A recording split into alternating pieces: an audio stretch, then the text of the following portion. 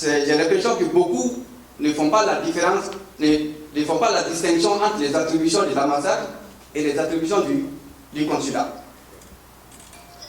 Le consulat est là pour la délivrance de l'ensemble des documents d'identité, carte d'identité consulaire, passeport, et pour la gestion aussi de l'état civil, notamment la transcription des actes de naissance des enfants nés en France. Quand un compatriote a des problèmes juridiques et qu'il a besoin d'être orienté, qu'il a besoin d'être conseillé, alors le consulat peut l'orienter, peut le conseiller. Le processus de numérisation des démarches au niveau du consulat. Je voudrais dire à ce propos qu'en 2015, nous avons mis en place au niveau du consulat un système électronique de gestion des files d'attente. Ça, c'était une première innovation qu'on a faite pour faciliter l'attente au niveau du consulat, pour que les gens arrivent dans l'ordre et qu'ils soient servis dans l'ordre où ils sont arrivés. Donc, ces machines ont été installées. La gestion des files d'attente est actuellement électronique. Maintenant, concernant la prise de rendez-vous, nous l'avons expérimenté avec les visas. Parce que la majeure partie des demandeurs de visas, ce sont les étrangers. Donc, on a expérimenté avec les demandes de visas. Et nous sommes en phase d'évaluation de ces essai-là pour voir dans quelle mesure on va l'étendre à d'autres demandes. Mais pour le moment, ça se limite aux demandes de visa, c'est-à-dire la prise de rendez-vous par Internet, le passeport biométrique. Effectivement, le démarrage du passeport biométrique a eu lieu au Mali le 4 avril dernier. Les premiers passeports ont été déjà délivrés hier. Je ne sais pas, ceux qui ont regardé la télé malienne ont dû voir les images.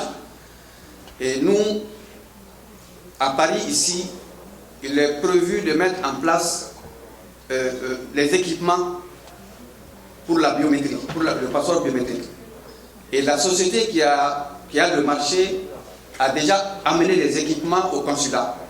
Donc, on entend que leur installation pour pouvoir démarrer. Donc, je profite de l'occasion pour expliquer un peu le processus, ce nouveau dispositif. Parce que certains pensent que dès que le nouveau système va démarrer, que les anciens passeports ne seront plus valables. Non, ce n'est pas ça. Tous les anciens passeports qui sont déjà émis, selon l'ancien système, vont continuer à être valables jusqu'à leur date d'expiration. Maintenant, le nouveau dispositif qui différencie le nouveau passeport de l'ancien, c'est que dans l'ancien passeport n'est pas biométrique. C'est simplement électronique. Et le nouveau passeport, il sera biométrique avec une puce à l'intérieur contenant toutes les données. Toutes les données du détenteur. Donc, il procède en fait de l'ambition du gouvernement de faire de notre document du voyage, le passeport, un document fiable, un document crédible, qu'on ne peut pas falsifier, arrive à changer facilement d'identité avec l'ancien système. Or, avec la biométrie qui intègre l'empreinte digitale, donc,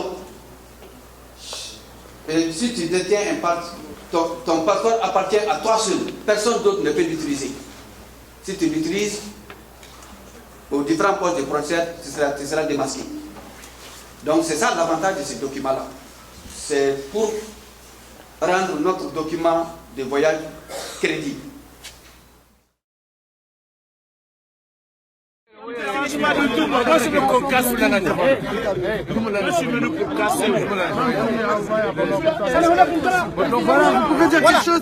Parce qu'on en a marre. Depuis à 5 h du matin, on est là, mais il se fout de la tête des gens.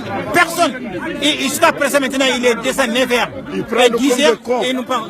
Il ne travaille pas.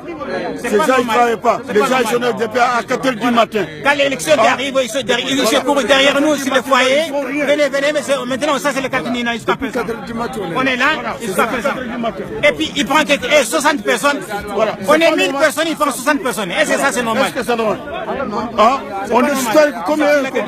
Il veut ce qu'il veut, c'est pas normal. On en a marre. Apparemment, les gens du consulat qui y travaillent, les employés, n'ont pas les clés du bureau. Ils sont aussi devant la porte en train de galérer. Voilà, ils sont là-bas au fond avec quelques personnes là. Ils sont cachés, voilà. Donc, c'est inadmissible et intolérable. Le Mali peut avancer comme ça, comment? Hein? C'est à nous les nouvelles générations là. Hein? Français noirs, américains noirs, espagnols noirs, maliens de tout horizon. Il faut qu'on se lève. C'est inadmissible. Sinon, c'est l'avenir de nos enfants et de nous-mêmes qui est en jeu. Et on ne doit pas accepter ça. Comment ça, des hommes qui sont payés avec les impôts des Maliens sont même pas fichus de venir ouvrir les bureaux? Hein? Les gens, regardez, sont là depuis 5 h du matin. 4 heures pour des papiers. Des papiers? C'est normal ça, des papiers? Qu'on galère depuis le matin? Non, pas fini, ça va chauffer pour les gens qui travaillent au consulat.